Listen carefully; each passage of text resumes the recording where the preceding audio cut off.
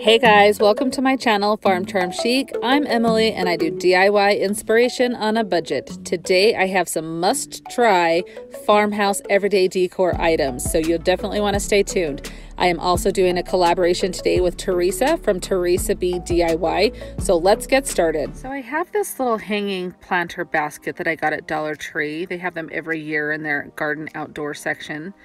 And I'm going to take off the wire ring around the bottom. Now I'm using wire cutters, however, there's no way these wire cutters are going to cut through this wire, but they do break off really easy if you go back and forth on each joint. So it does take a little bit of time to do this, but you can easily get it off. Like I said, it's just a bunch of back and forth movement. If you had some really industrial wire cutters, you might be able to use those. So then I'm just going to go straighten each of the little wire legs there, and then I'm going to take the interior part of an embroidery hoop and I'm going to place inside of there. And I have these little wood rounds that I'm going to use from Hobby Lobby. So I place all of the wires inside of the embroidery hoop there. And then I just glue them in with some hot glue. And I go all the way around and glue each one in, let it dry. You can see how they all look there. And then what I'm going to do is turn it upside down, and we're going to use 2 of these wood rounds. They're very thin, and I made a beaded tray in my last video and I really liked how it turned out, and so I want one for my kitchen. So I'm just going to go around and glue these beads on. I did at first do a bead of hot glue and, you know, kind of like a line of it, and then go stick the beads on that way, and I did not like how it looked. So I did go through and just individually glue each bead on. And I just kind of used my thumb when I placed it down to kind of push up against the edge of the wood round and the beads so they would match up that way.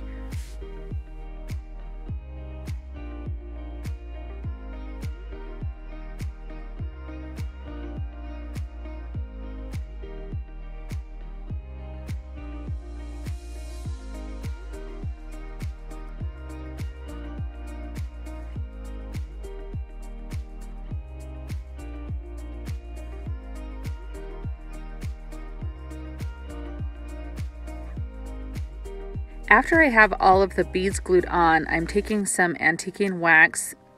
I want this to look like stained wood on the top, and so I go through and cover it completely. Now I realized after I probably didn't need to do this interior part right here, but I did anyway. But you definitely want to make sure you get over all of the beads, and so I just used my brush. I felt like this was easier than staining the individual beads before I started, but you definitely could stain the beads like on a skewer stick or something, or even just holding them in your hand and then use those to glue on and do it in that order. But this is how I did it, and it worked out pretty well. I just made sure that I would push the brush into each of the little grooves, and so that way it was getting completely covered with the antiquing wax or stain, whatever you decide to use.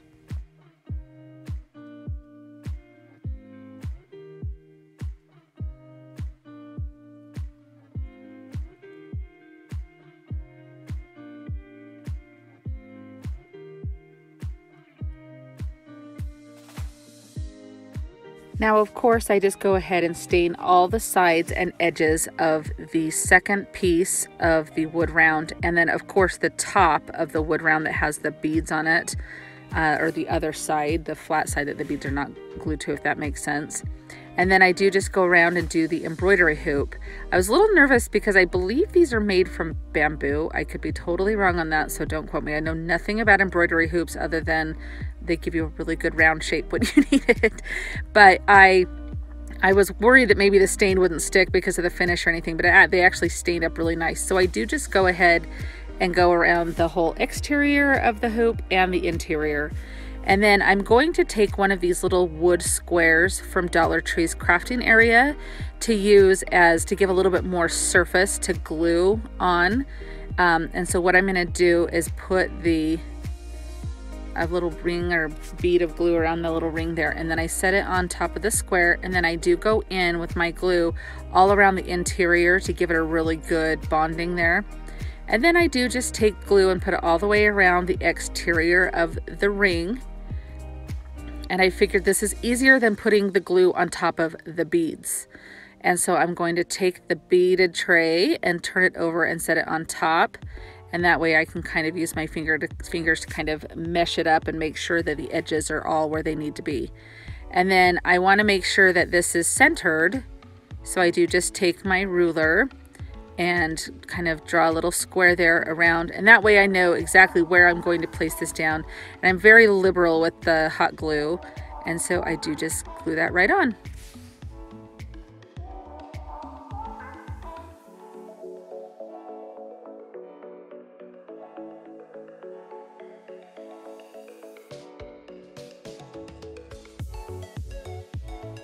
I've seen a few trays that have the black wire on the bottom with the wood top, and I really like that combination. What do you guys think of this tray? I thought this would be kind of fun to have as decoration in my kitchen, or to even put like soaps or something on, or even just to use it as a decorative element like I've got it here. So let me know down in the comments what you think of this idea. Okay, as I mentioned earlier, I'm doing a collaboration with Theresa from Theresa B DIY. The link to her channel and her video is going to be down in my description box, so definitely check that out.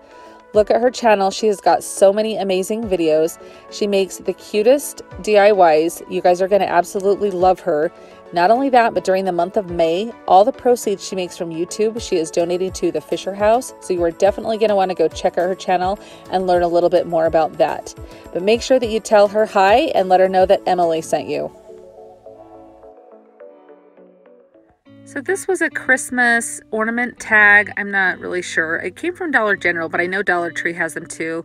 I feel like Dollar Generals are a little bit bigger though. So I'm trying to sand off the glitter here that they put on there. And I realized that the corner is lifting up, and you guys look how nice that came off. That never happens. So I was so happy that I didn't have to sit and sand the glitter anymore.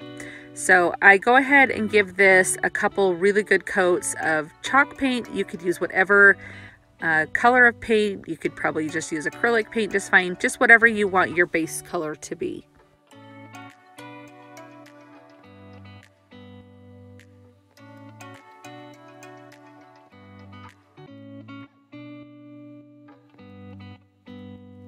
So I do want to put a little stripe on the bottom here. I want to do a big stripe with a couple little stripes. So I'm using the painter's tape as a template for my spacing. So I place one on the middle, and then I place two on the side of it, and then I tear off that middle one.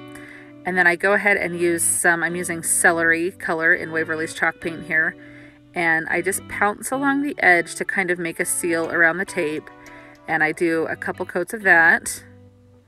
And then I do just tear off the tape. You can see there's a little bit of where the paint came up right there. That's where the tag on the back was, but it's okay. Just go in and cover it up with my base color. And then I want two littler stripes, so I do just tape those off. I do each stripe individually.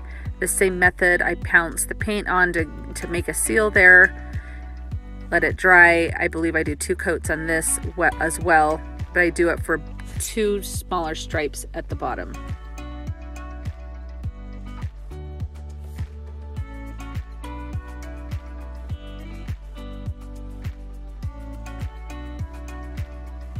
So I do go in with my emery board, and I do sand it down a little bit, give it a little bit of a weathered look, and I do go over the edges, because as you sand the edges you start to see that little dark brown from the back come through, and I really like the way that looks. So obviously if you don't want it distressed, you don't need to do that step. So I'm taking these rub-on decals from Dollar Tree, and this is my first time using one. They are so easy and they are so fun, and it looks so good. So you just rub it in all the spots all around, and then you just lightly peel up the top, and it's just on your item. It's so cool. And then I did cut out on my Cricut the word gather, and then I'm just going to put that on the bottom. You wouldn't have to put a word on the bottom if you didn't want to. I went ahead and did, and I took my base color and lightly dry brushed over the decal and the lettering just to kind of make it look weathered and give it one cohesive look. Then I'm going to take some twine, and I loop my twine, and I feed that loop through, and then I just pull the back pieces of the twine through. That's just going to knot it onto the tag. And then I just take some wood beads, and I do a pattern of 3 smaller beads and 1 larger bead, 3 smaller beads, 1 larger bead, and so on, just until I get the length that I want.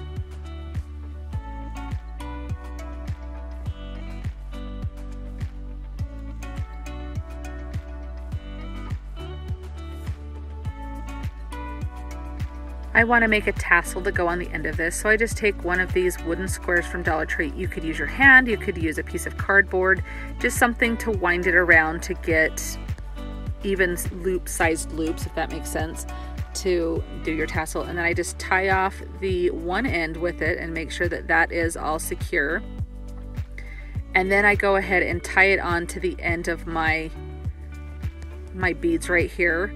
And then once you have that fastened, then you can go ahead and do your the top, make it so it looks like it's, I don't even know what you call this piece of a tassel. If anybody knows, let me know. But it's just the cord that goes around that kind of is what makes it, secures it. So I just go ahead and wrap that twine around a bunch of times, and then I tie it off. I just kind of pull my end through one of the other loops that's there, and then I just completely get that tied off. And then I'm able to take the tassel and cut the ends off. And then of course you just kind of want to give it a little bit of a haircut at the end here, make sure that it's all even.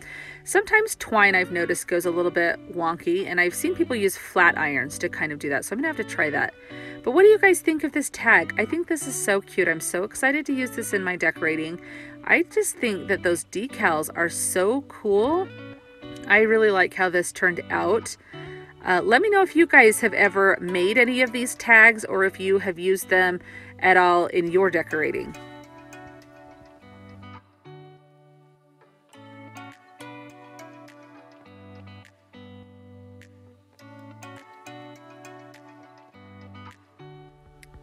So if you haven't seen these trellises from Dollar Tree, definitely look for them. There are so many wonderful things to do with them.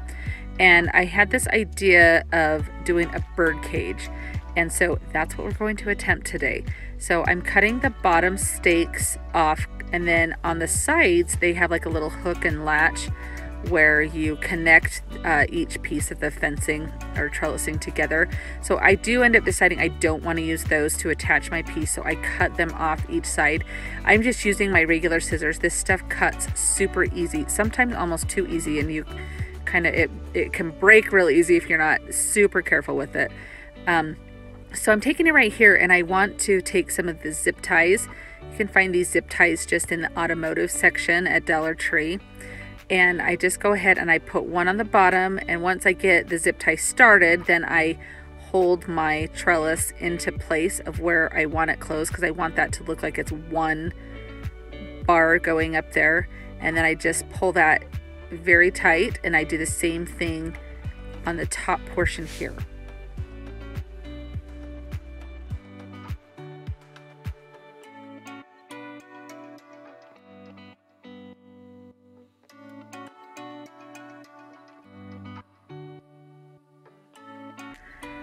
So after I snip off the ends of the zip ties, I'm going to take some more embroidery hoops. And I've already cut these, but I was just showing you, I just used my scissors to cut these, and I cut 3. So I have 2 exteriors and 1 interior that I cut. And then I just used some pliers to pull the metal ends out from, that's like where the fastener is on those. This is going to give the curved shape to the top of the bird cage. So I just kind of place them in there to make sure where I want them placed, so I know where I'm gluing them to. And I match them up to the little lines, rails. My brain is like failing me right now to think of what those are called. But on each of the little teeny, you can see like the bars going up. Let's go with bars. I'm just matching the embroidery hoops to those. So I do this, the first one, and then I realized I needed one lower. So my second one I did glue in lower. So I just put a bead of glue on to hold it, and then I kind of look and see if I need to go back in, and I glue extra if I need to after it's dried. And then I just make sure that I'm gluing the top, so that helps give it a little bit more stability. And I go through and do each one. Now you can see that I am using some of the clamps. I do use that to make sure that it gets a tight hold from the trellis, because the back of that trellis is kind of like carved out, like almost hollow like. So I just want to make sure, and you can see that I'm using that little that line with the little decorative element there, that I'm using that as where it's going up to the bird cage. And so I'm going to glue that little spike on there also, and I just clamp it down too. So, and then just make sure that there's some glue at the top. And of course I do clamp this one to make sure it gets a tight hold. And then I do go in and just kind of scoop that little bit of hot glue off there. So I have these little wood finials that I got from Hobby Lobby. I'm using, these are like dog nail clippers. I've seen a couple of people on YouTube use these to cut like wooden dowels. And so I thought, oh, I'll try it on this. It did puncture it, but maybe miter shears might work better. I ended up going in with my wire cutters, and you can see it just kind of falls apart as I cut it there.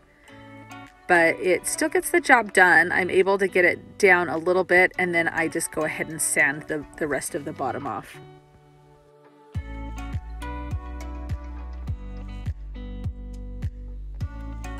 And then I just use some hot glue to put that on the top of my birdcage. So, and I just take it outside, and I'm using some chalk paint. I believe it is the Krylon white chalk paint that I'm using.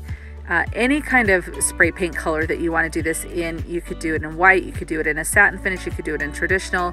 I just happen to have chalk paint, and so that's what I used for mine. And you have to do a couple really good coats of this because there are a lot of different areas to get into. And even though I'm going to sand this and age it, kind of distress it, of course I'm going to distress it. I distress everything. But even though some of the black is going to show through, I wanted to be in control of what black showed through. So I made sure to get it, you can see, really good covered there. And then I just take my little trusty emery board and I go through on all the edges. And just, this is supposed to look like coated wrought iron. So I'm going to go ahead and all the edges and anywhere where I feel like it would have been aged or is good to show the black through, I just go ahead and distress.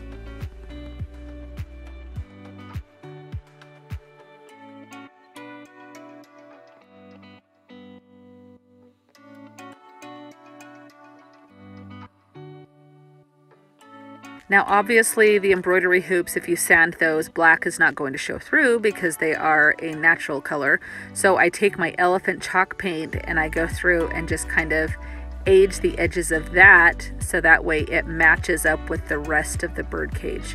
And so I do that to the finial and to the edge. And then if there's anywhere else, for instance, I go through on the inside because I didn't sand any on the inside. So I do just kind of brush some of my, you can see right there, the chalk paint inside it, so it looks like the inside is also aged as well.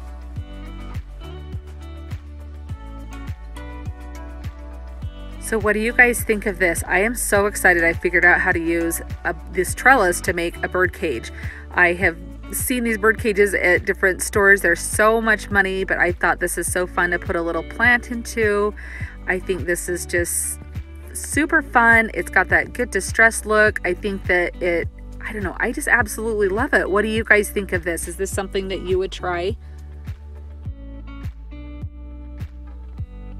You guys should definitely come find me over on Instagram. I'm just under Farm Charm Chic over there, and I keep updates of all the projects that I'm working on, different things like that. If you do come find me, make sure that you say hi. Let me know that you found me from my YouTube channel. I would love to meet you.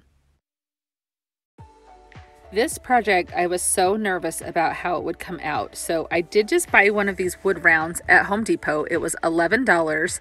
And I want to give it, I saw one of these in, I can't even remember, it was some boutique store that I was in, and it looked like a wood round with wood and marble, and I thought, oh, I can probably recreate that. So I just stained the whole thing with the antiquing wax, and then I'm going to try foam marble. And I have never done this. You'll have to see if it turns out or not. But I have never painted foam marble. So I came up with the spacing that I wanted. So I used my tape, and I wanted my marble to be the length or the width of 3 strips of painter's tape. And then the wood I wanted to have be 2 strips. And then the sides of the wood are a little bit longer, but if that makes sense, you can kind of see what I'm doing here. I just match those edges up really good. I make sure that they're pressed down where the paint is going to touch, so that way it doesn't bleed through. And I left the back side of this blank because I wanted to, if it totally looked horrible, I could at least salvage it and have the back side of it be plain wood, so I could use, you know how they have these big cutting boards and different things. They use this like as a tray on your countertop, or, you know, or something. That's kind of what the look I was going for, what I wanted.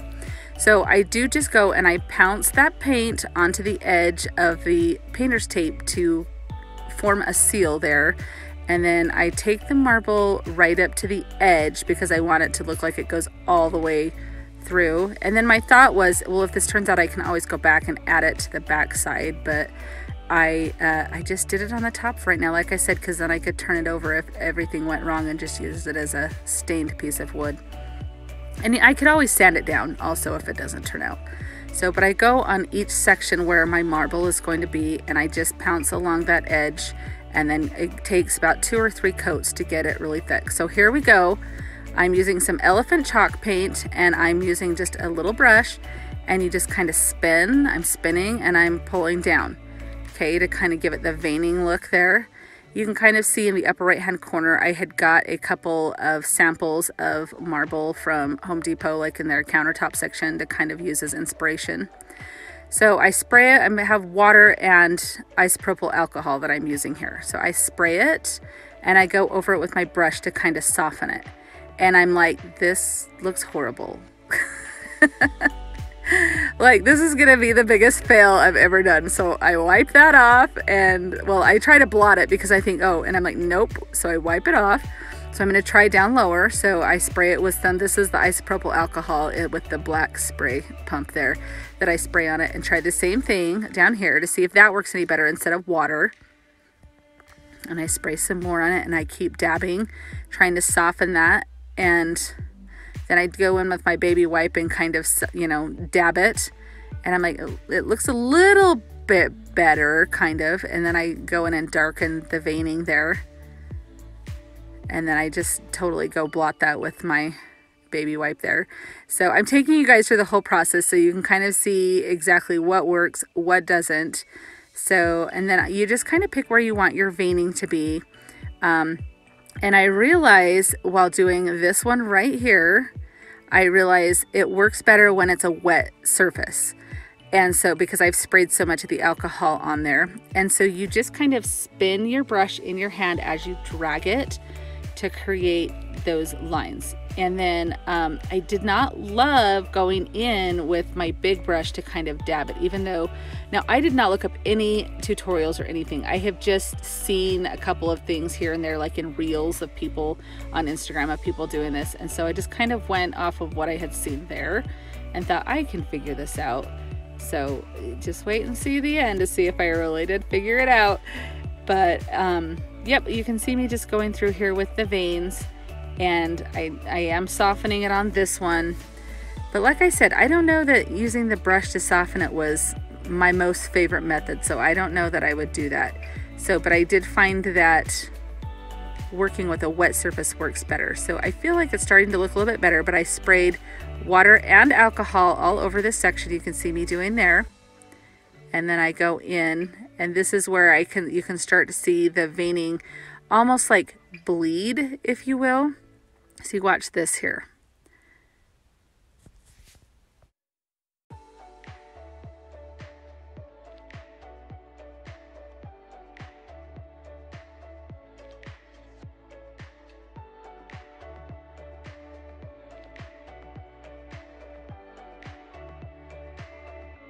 See that bleeding that happens right there? I feel like that's what gives it the most natural look. And so this is where I start to think, okay, this could actually work. And so I just keep using it, and I go back and forth between my isopropyl alcohol and my water. And I don't know if there was a difference between the two, but I had started out using them both and it seemed to be working. So I just kept going back and forth. I know with nail art, like doing fingernail art, like the alcohol, it helps give you like that watercolor effect and stuff. And you use it a lot when you do nail art, and so that's why I thought to use it on this. So that's the alcohol that I just sprayed there, and then I go through, and I tried to keep the same way that my veining was going, so it looked like it was one piece of marble that was cut to fit in between the wood pieces, if that makes sense. So you can see these are all kind of going downwards and to the right. Okay, here we go. Moment of truth. So I'm peeling it off, and I'm like, okay, this is actually looking okay. So satisfying when you peel back paint and there's not any bleed through. So far so good. I'm loving. What are you guys thinking of this? Or do you think this is nuts that I tried this? So look, I love it. And I do go back in, and where my paint had pulled a little bit of the stain up, I just rub a little bit more stain on there just to kind of fill in those areas. But that was really it. And so you can kind of see those are my inspiration pieces. So here we go. What do you guys think of this? So I'm thinking of just using this either as a tray on my counter or like in my china hut with dishes in front of it. But for my first attempt at marble, what do you guys think? Have you guys ever painted faux marble before?